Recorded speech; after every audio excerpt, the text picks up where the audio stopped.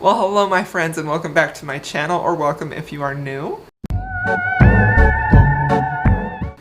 Today we're going to be talking about some of my favorite autumn themed books. Some of these are vampire, some are witchy, some are just cozy fall vibes, some are fantasy with no romance, most of these are romance. So I just thought that I would put together a list of books that I just feel like really give me that feeling of fall. I have done this video before, so previous videos, I'll try and find them and link them down below if I remember. I'll do that. But if I mention them in that video, I'm not going to mention them here probably. Anyway, let's go ahead and get into it. So I do have kind of a lot of books here, and we're going to start off strong with the vampire. So probably the number one vampire book, if you are a romance reader, that I think gives great vampire romance fall spooky-ish vibes is Eternal Kiss of Darkness by Jeanine Frost. I've talked about this book a lot on my channel, but it's been a while. This is probably my favorite Jeanine Frost. She is one of the OG paranormal romance writers. She has been writing for a really long time, and this book is not new, but it is my favorite of hers because we have our hero Mencheris, who is an ancient vampire who finds himself in a bit of a pickle in the opening of the book. He is in danger, and he is 1000% surprised to see this beautiful human woman, I think she works for the police, walk in like guns blazing. She's going to go and save him. She doesn't know he's a vampire, and thus begins their romance. And this is absolutely one of the best paranormal romances I've ever read, especially if you like that old school vibe, which I 100% do. I would love for new romance readers to try this out. He is a perfect protective hero. He does not play about her. He is going to burn down the world for her, and he is such a gentleman with her, but he is also so brutally violent. Like, I feel like if you really love the dynamic in Dracula, but you want a happily ever after, this book is for you. This book is for you. It's so perfect like that. I just love it.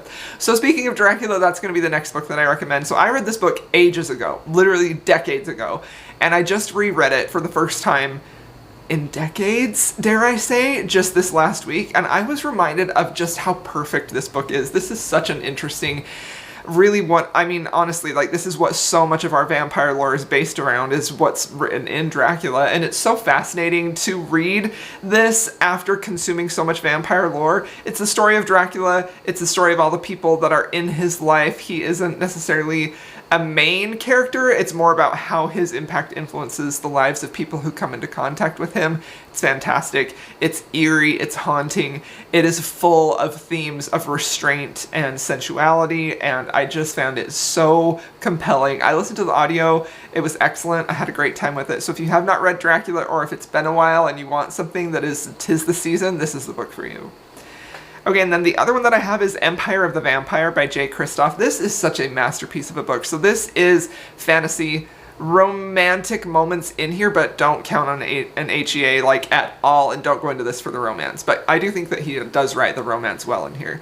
So this is an interesting take because it's very similar in feel to Interview with the Vampire, in that it is basically someone who has captured this vampire hunter and they're interviewing him, and it is basically him going through his backstory, how he became who he is, what is happening with the world. The world in here is so fascinating. This book is dark, it's menacing, characters are fantastic. If you're a character-driven reader, you've got to read this book. It's so, so good. It is a bit of a tome, but it's 100% worth it in my opinion. It's fantastic. Okay, the next one is another vampire book. It is A Cruel Thirst by Angela Montoya. I absolutely loved this book. This is YA. This is a newer release. It's very interesting mythology that blends Hispanic culture with vampires and how that may impact the different types of lore that are involved in here. Again, great characters in here. Really interesting take on how the vampires are changed. This does have romance in it, and I thought it was just really great. This was just a very compelling story, very easy to read and get into and just get sucked into, and just, I thought it was great, very atmospheric, very fun. I enjoyed it a lot.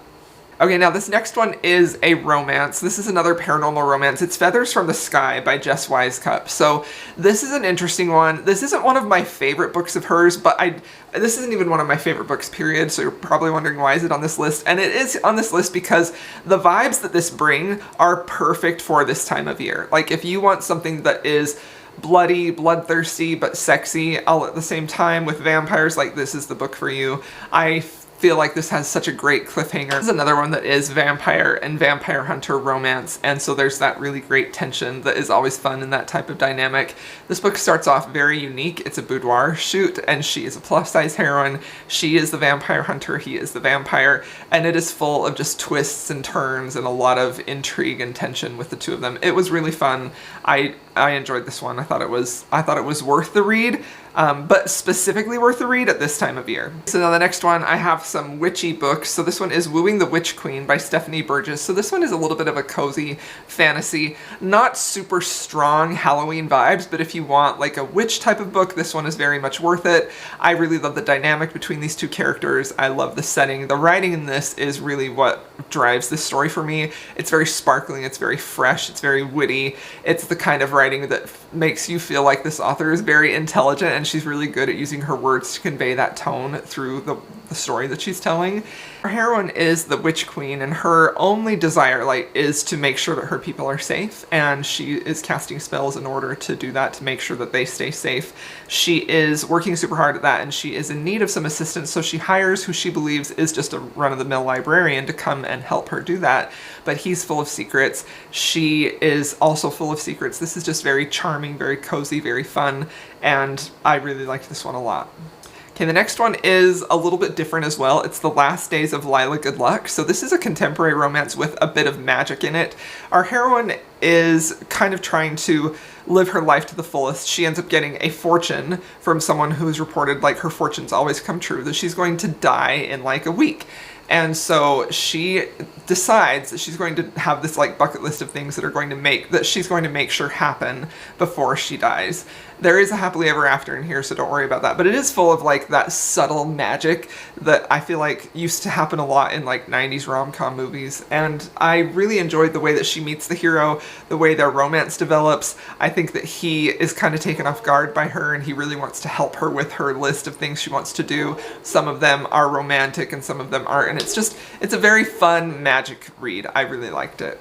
Okay, so now this next one is Morbidly Yours by Ivy Fairbanks. So this one is not necessarily like a vampire or a witch or anything like that, but he is a mortician, and it is a rom-com. It does have that undertone of like emotional seriousness because she is a widow, so she's coming to Ireland to work for a movie studio as an animator, I believe, and he is her next door neighbor, and he is an undertaker. And so the book begins when a delivery of body bags mistakenly gets delivered to her house, and she's like, she goes to him and she's like, oh, this is such a funny gag gift, and he's like, actually, I'm a mortician. So this is really heartfelt, very beautiful, and just the vibes of mortician and death in here are, I felt, handled really well and didn't get too heavy, just added enough like emotional meat to make this a really compelling read, and I think it would be a great one for spooky season. Okay, so now I have another witch book. So this is In the Company of Witches. This is a cozy mystery full of a house of witches. It's exactly what you think it is. There is a murder that happens. There is a house full of related witches who are kind of getting the blame for it. They're trying to figure out how this person was murdered and clear the names of their family members, and it's just very cozy, great found family, a perfect read for this time of year, not too heavy with both the like murder and the emotional stuff, even though there is some emotional meat in here for sure because our heroine has lost her husband. But this was a really fun time, a really enjoyable mystery, and if you like that type of thing, this is the book for you. Okay, so now another vampire book that I have is Embers in the Snow. This one is so fun. This is a fantasy romance, heavy on the romance, and this, to me, feels a little bit like a grown-up Twilight because this hero is the vampire and he has that same thing similar to what Edward had of like her blood specifically is something that he is very drawn and attracted to that really drives their relationship, and I love this. This is so swoony. This is one of the better newer fantasy romances with vampires that I've read in a really long time. I loved this, ate it up, had the best time with it, and highly recommend it. Okay, so now this one is The House at Watch Hill by Karen Marie Moning. So she is an author that I have read years and years and years ago. This is the beginning of her new series with some great characters. Our heroine is very much down on her luck. She's left with this monstrosity of a house that she has to go and live in order to get her inheritance. And this one has great haunted house vibes. It has a great mystery. It has great characters.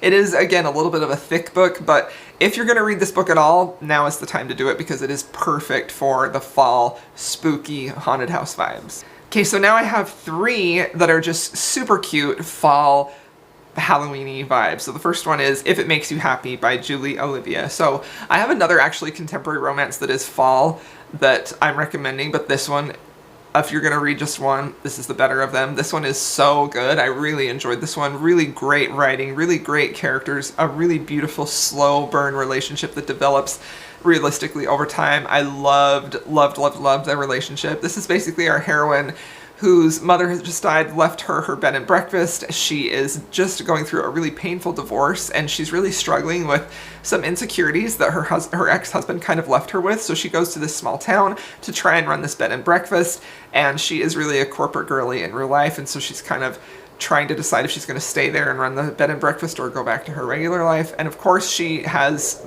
not great skills running this specifically when it comes to baking. Our hero is a baker and he helps her with that. They have a great friendship that builds realistically. They have great chemistry. I love this one. I felt like this really did a good job of going just deep enough to give you some emotional meat to what could be just a very fall vibesy type of story. So if you want something like that with fall vibes, this is also set in the 90s. This one is for you. Highly recommend it. So the other one that is like a cozy fall romance is Fall I Want by Lyra Parish. So this one is just so sweet. Honestly, this book at times definitely had me rolling my eyes, but again, there's so much about this book that feels just like the sweetest, most wholesome wish fulfillment for women to have who maybe have been in bad relationships. So I feel like this book, while it could definitely be like eye-rolling or too cheesy, it feels like the cheesier side of a Hallmark fall movie. Like that's what this is. It's also just like so wholesome